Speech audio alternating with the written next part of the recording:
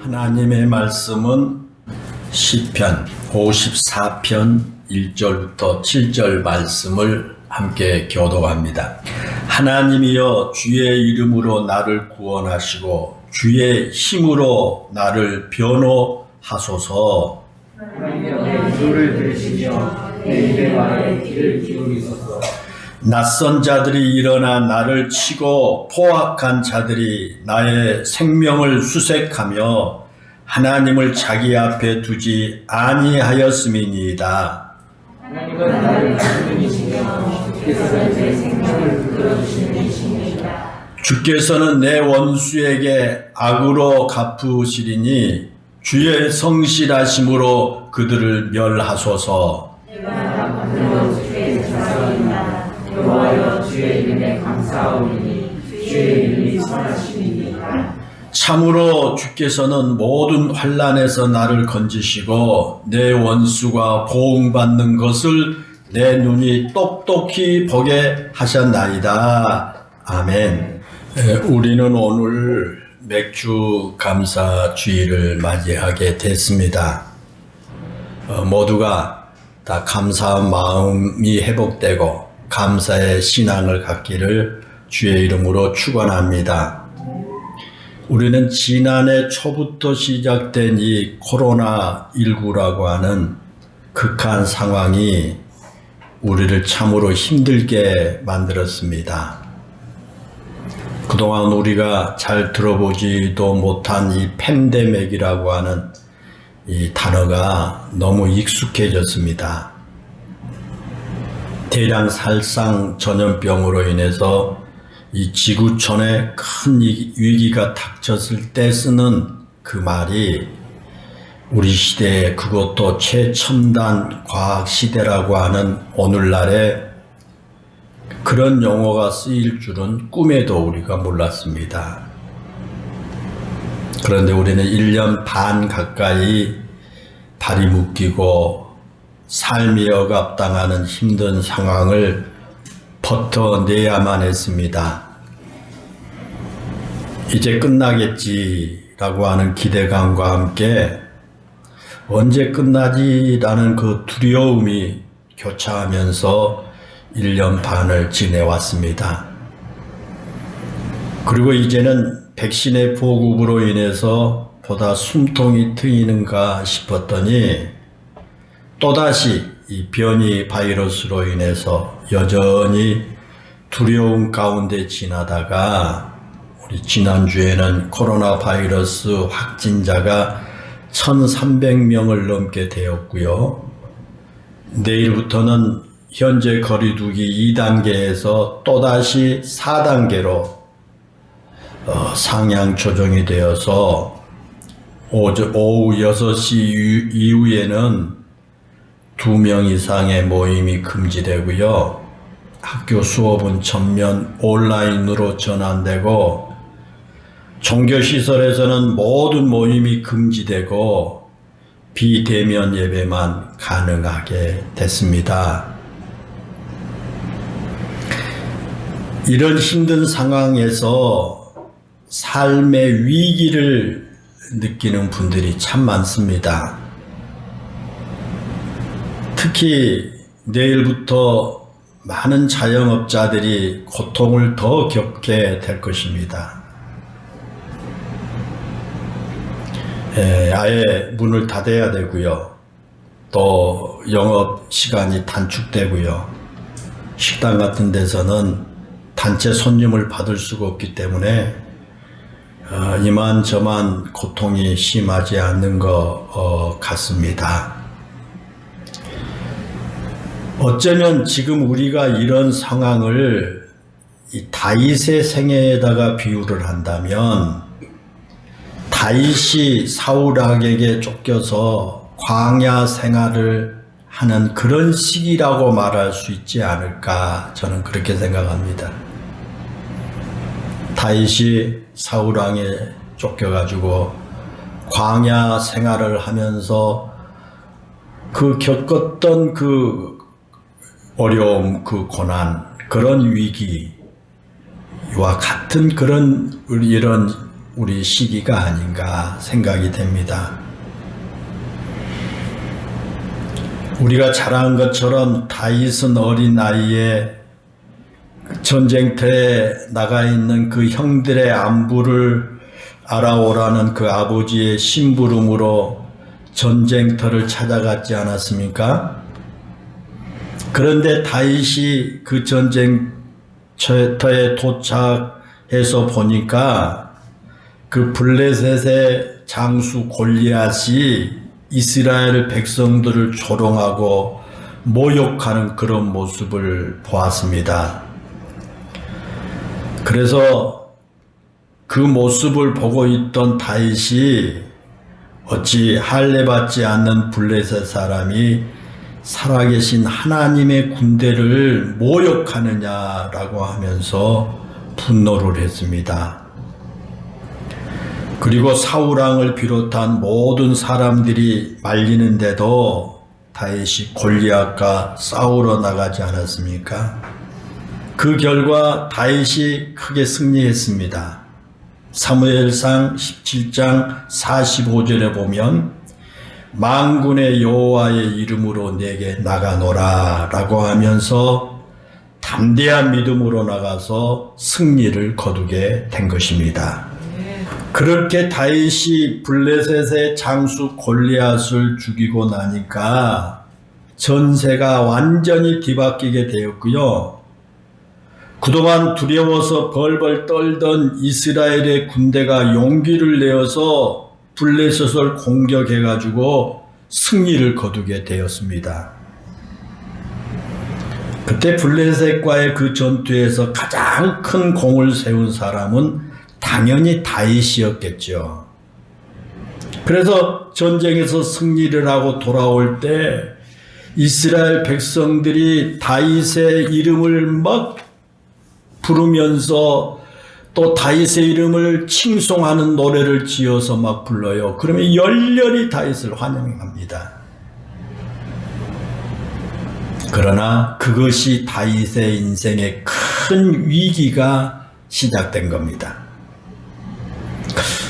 그 당시 사울왕이 다윗이 그런 모습을 보면서 그렇게 백성들로부터 열렬한 환영을 받고 인기가 있는데 언제 자신의 그 왕의 자리를 빼앗길지 모르겠다라고 하는 두려움 때문에 다윗을 죽이려고 그때부터 안간힘을 쓴 겁니다. 그래서 그때부터 아무 힘이 없던 다윗이 사울왕과 사울왕이 이끄는 군대들에 의해서 쫓기는 신세가 되었고요. 도망자의 생활을 해야만 했습니다.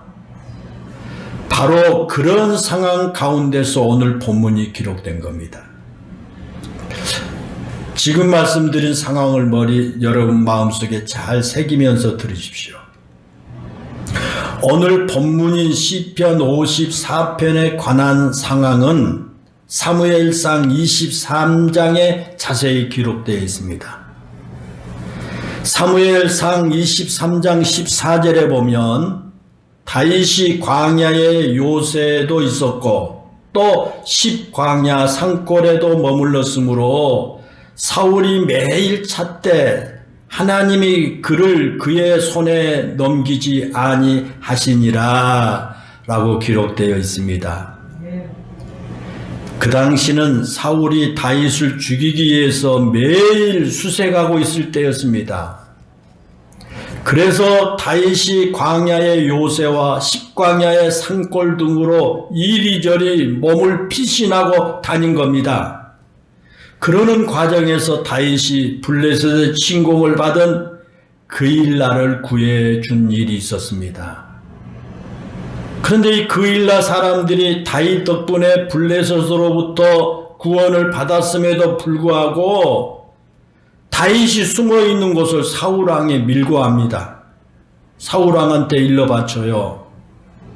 다윗이 은혜를 베풀었는데도 그 은혜를 입은 그일라 사람들이 다윗을 배신하고 사울왕에게 밀고를 한 겁니다. 그래서 다윗이 몸조심을 하면서 도망자 생활을 계속한 겁니다. 다윗은 그렇게 밀고를 받는 일이 그일라 사람들 말고 또 한 번 있었습니다. 어느 날 다윗이 광야 남쪽 하길리라고 하는 곳에 숨어 있었는데 십이라고 하는 동네 사람들이 다윗이 숨어 있는 곳을 사울 왕에게 또 밀고 한 겁니다. 그래서 다윗이 다시 미온 광야로 피신을 했고요. 사울의 군대가 다윗을 뒤쫓아가 가지고 미온 광야에서 막 추격하는 일이 벌어졌습니다. 바로 그런 상황에서 다윗이 오늘 본문에 시를 지은 겁니다. 본문 3절에 보면 그렇죠. 다윗이 낯선 자들이 일어나 나를 치고 포악한 자들이 나의 생명을 수색하며 하나님을 자기 앞에 두지 아니하였음이라. 그렇게 다윗이 고백하지요. 여기서 낯선 자들은 누구냐? 그일라 사람들과 십 사람들을 가리킵니다. 앞에서 말씀을 드린 것처럼 그일라 사람들이 자신들을 블레셋으로부터 구원해 준 다윗을 배신하고 사울 왕에게 다윗의 이치를 일러 바쳤지 않습니까? 그리고 십 사람들도 마찬가지입니다. 원래 십 사람들은 다윗과 같은 유다 지파에 속한 사람들이에요. 때문에 다윗의 친족들이나 다름없어요. 유다 지파니까. 그런데 그와 같이 친족과도 같은 십 사람들이 다윗을 배신하고 사울 왕에게 다윗의 위치를 알려주셔서 다윗의 생명을 위태롭게 만든 것입니다. 우리가 인간적으로 생각한다면 그일라 사람들이나 십 사람들은 다윗을 결코 배신할 수 없는 사람들입니다. 그런데도 그들이 다윗을 배신한 겁니다. 여러분, 그것만이 아닙니다. 이 포악한 자들이 다윗의 생명을 노리고 있었습니다. 여기서 포악한 자들은 누구를 말하냐면 자신들이 가진 힘이나 권력으로 다른 사람들을 인정사정 없이 해치는 무자비한 사람들입니다. 그들은 곧 사울 왕과 사울 왕의 부하들을 가리킵니다. 그와 같이 다윗은 지금 큰 위기에 몰려 있습니다. 다윗에게 은혜를 입었던 사람들이 그를 배신했습니다. 그리고 다윗의 친족과도 같은 사람들까지 그를 배신하고 밀고 했습니다. 또한 다윗의 생명을 노리는 사람들이 달려들어서 다윗을 죽이기 위해 수색해 옵니다. 그래서 한 수 없이 다윗이 또다시 마온 항무지로 피난을 하게 됩니다. 그와 같이 다윗이 사람들에게 배신을 당하고 추격을 당한 위기 상황뿐만 아니라 다윗이 거처하고 있는 광야 역시 정말 천박하기 그지없는 땅입니다. 다윗이 사울 왕의 추적을 피해서 머문 곳들이 대부분 광야나 황무지였습니다. 이 광야는요, 너무 힘들고 고달픈 곳이에요. 광야는 사람이 살만한 곳이 못 돼요. 예전에 제가 이스라엘을 방문했을 때 이 광야길을 걸어본 적이 있거든요. 가이드가 광야길을 좀 걷게 해줘요. 그때 광야길을 잠깐 걸어간데도 너무 힘들었던 기억이 생각나요. 광야가 그런 곳이에요. 그런데 다윗은 오랜 기간 동안 그 광야에서 살아야 했고요. 자신을 추격해오는 사울왕의 군대를 피해서 수시로 광야 이곳저곳으로 이동하면서 피신을 다녀야만 한 것입니다. 그와 같이 다윗의 상황은 모든 것이 너무도 힘든 상황입니다. 계속해서 믿을 만한 사람들로부터 배신을 당하고요. 자신의 거처하는 삶의 공간 역시 천박하기 그지없는 곳이었습니다. 여러분, 중요한 것은 그런데도 다윗은 결코 자신의 그런 삶에 대해서 불평하거나 원망하지 않았다고 하는 사실입니다.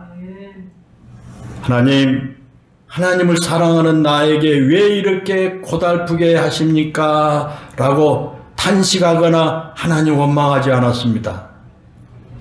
하나님, 내가 도대체 무엇을 잘못했다고 나를 이렇게 힘들게 하십니까? 라고 하나님 앞에 울부짖지도 않았습니다. 오히려 오늘 본문 6절에 보면요, 내가 낙헌 죄로 주께 제사하리이다. 여호와여, 주의 이름에 감사하오리니 주의 이름이 선하심이다 그랬습니다. 이처럼 다윗은 그런 어려운 상황에서도 오히려 하나님께 감사했습니다. 여기서 낙헌제가 나오지요. 이 낙헌제는 기쁜 마음으로 자원해서 드리는 제사를 말해요. 하나님의 은혜가 너무 큰 것을 알았기에 그 은혜를 베푸신 하나님의 하나님을 사랑하는 마음으로 자원해서 드리는 제사가 낙헌제입니다. 앞에서 제가 말씀을 드린 대로 그 당시 다윗은 점점 더 최악의 상황으로 치닫고 있었습니다. 가까이에 있던 사람들이 등을 돌리고 배신을 했고요, 광야와 항무지로 피신을 다녀야만 했습니다.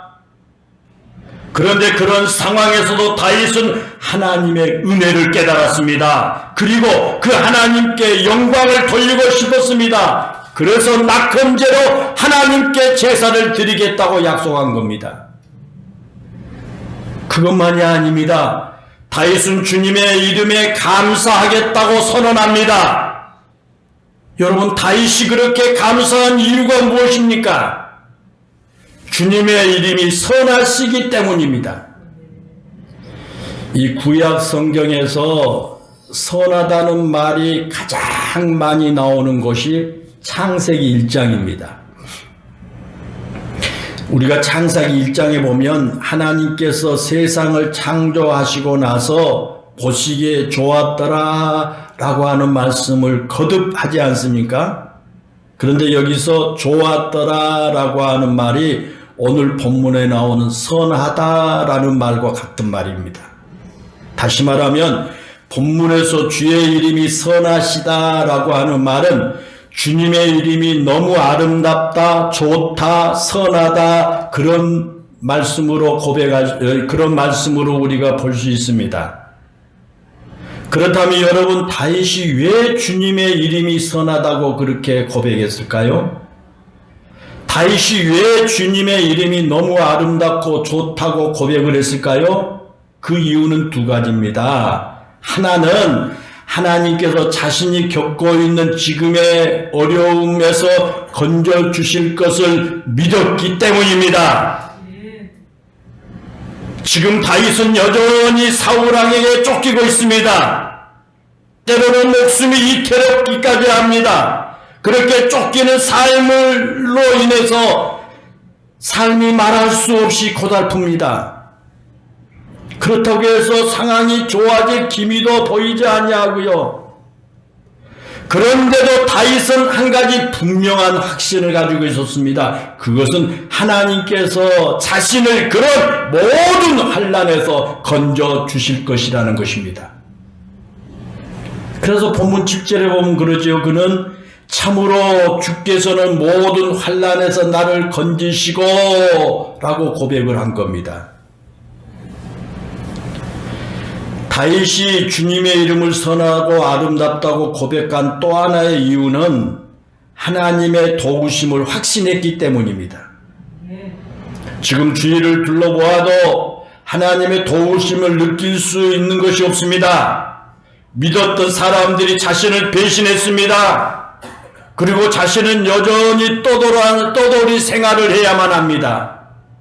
그런데 다윗은 그런 와중에서도 보이지 않는 하나님의 도우심의 손길을 확신한 겁니다.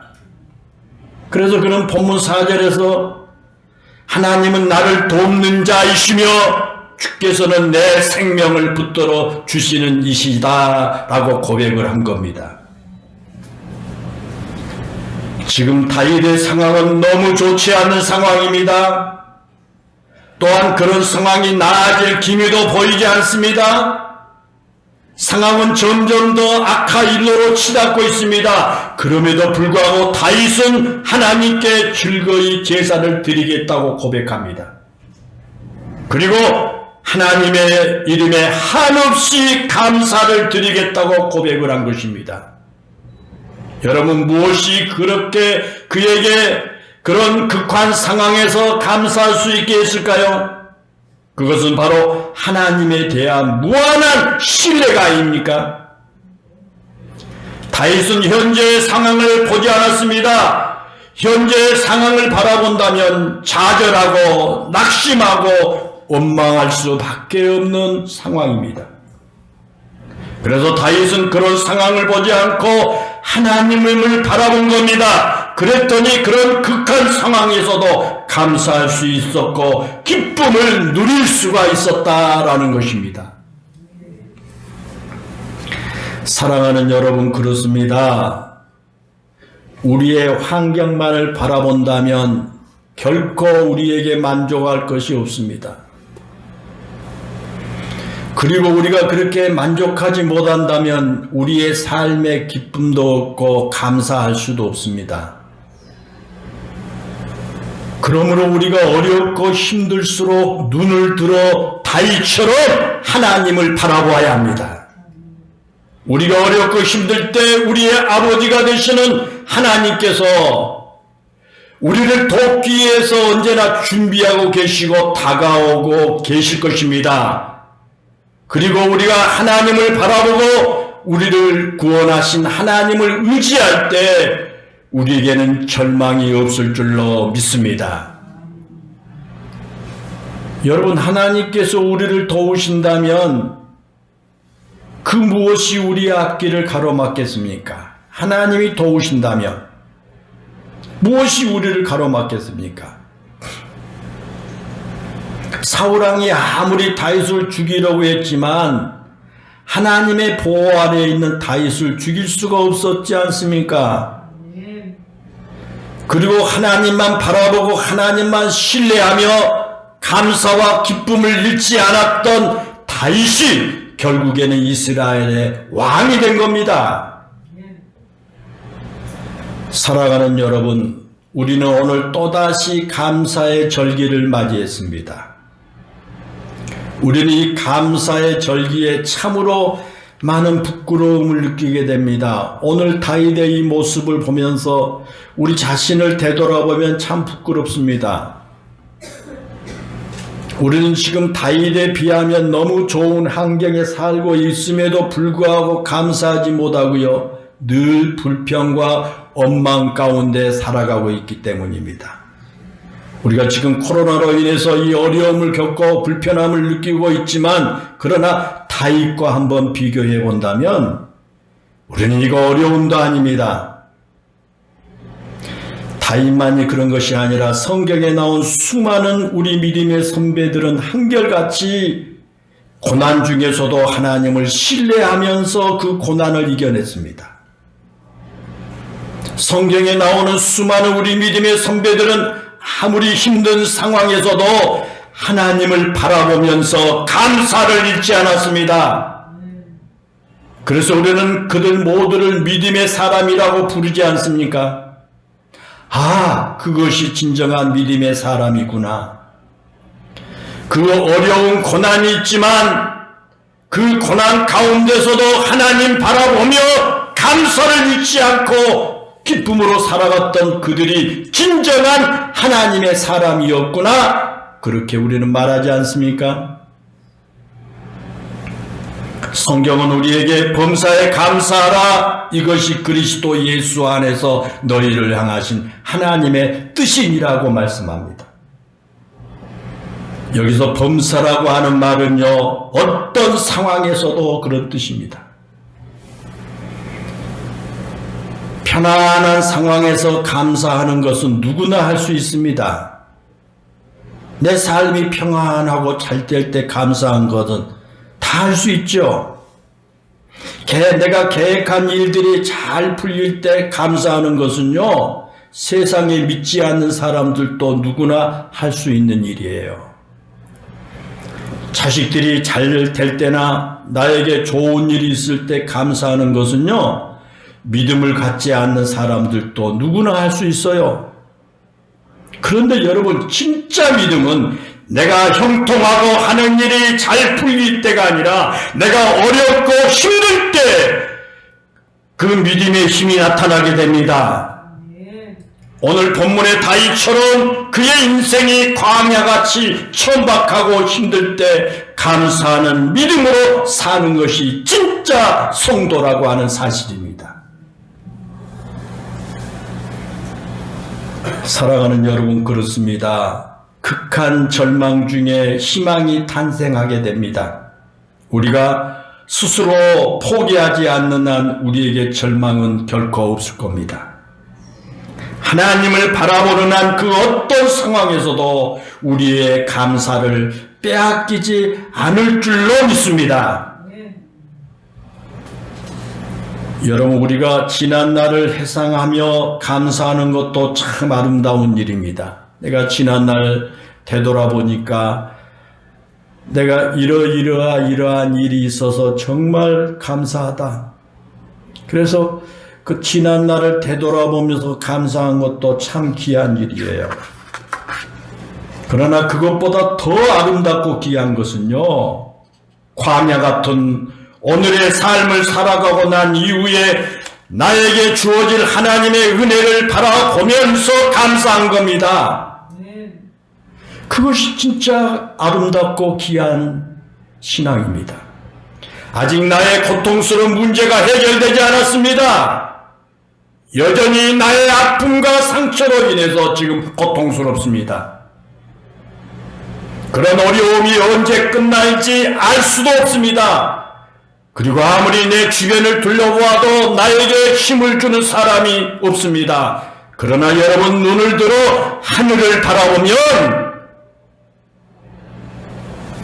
나를 사랑하신 하나님께서 나를 도우시기 위해서 모든 것을 준비해 놓으시고 사랑의 눈빛으로 바라보고 계실 겁니다. 우리가 그 하나님을 바라볼 때 우리의 마음에 다윗과 같은 감사가 있을 줄로 믿습니다. 미국의 유명한 의사고요, 대표적인 영혼의 코치라고 불리우는 버니 시겔이라는 사람이 있습니다. 그 사람이 그 책을 썼는데 내 마음에도 운동이 필요해 라고 하는 책을 썼습니다. 내 마음에도 운동이 필요해. 그러면서 그 책에서 그는 그렇게 말합니다. 신의 책상 위에 이런 글이 쓰여져 있다. 내가 만일 불행하다는 말을 하고 다니면 불행이 정말 어떤 것인지 보여주겠다. 내가 만일 행복하다는 말을 하고 다니면 행복이 정말 어떤 것인지 보여주겠다라고 쓰여져 있다고 했습니다. 사랑하는 여러분, 그렇습니다. 우리가 불행하다고 말하면 우리의 삶에는 불행한 일들로 가득하게 될 것입니다. 그러나 우리가 행복하다고 말하고 감사하다고 말하고 산다면 우리의 삶에 행복과 감사가 넘치게 될 것입니다. 민수기 14장 23절에 보면 이런 말씀 있지 않습니까? 하나님께서 너희 말이 내 귀에 들린 대로 너희에게 행하리니라고 하는 말씀이 있습니다. 사랑하는 성도 여러분, 어렵고 힘든 일이 가득한 이 광야 같은 세상에서 다윗과 같이 오직 하나님을 바라보면서 감사하고 사시기를 바랍니다. 그러면 오늘 우리가 부른 이 찬송처럼, 우리가 앞에서 불렀던 찬송처럼 높은 산이 거친 들이 초막이나 궁궐이나 내 주 예수 모신 것이 그 어디라 하늘나라라고 찬송을 부르며 살게 될 것입니다. 왜 그럴까요? 우리에게는 천지를 지으신 하나님이 계시기 때문입니다. 우리를 지명하여 부르시고 구원하신 하나님께서 늘 우리와 함께 하시기 때문입니다.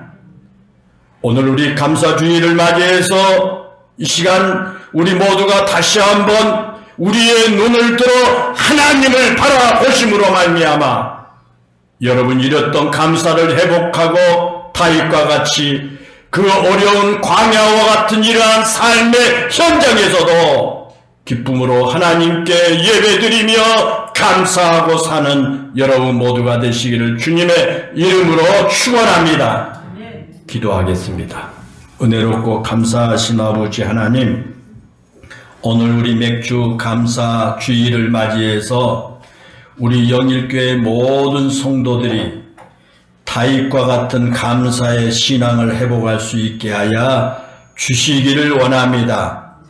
어렵고 힘든 일이 가득한 이 광야 같은 세상에서 다윗과 같이 우리 영일교회 모든 성도들이 하나님 바라보면서 하나님께 기쁨으로 예배드리고 감사하며 살 수 있게 해 주세요. 그래서 하나님께 영광을 돌리고 하나님으로부터 계속된 은혜와 축복을 공급받고 살아가는 우리 영일교회 성도들 모두가 되게 해 주세요. 예수님의 이름으로 기도하옵나이다. 아멘.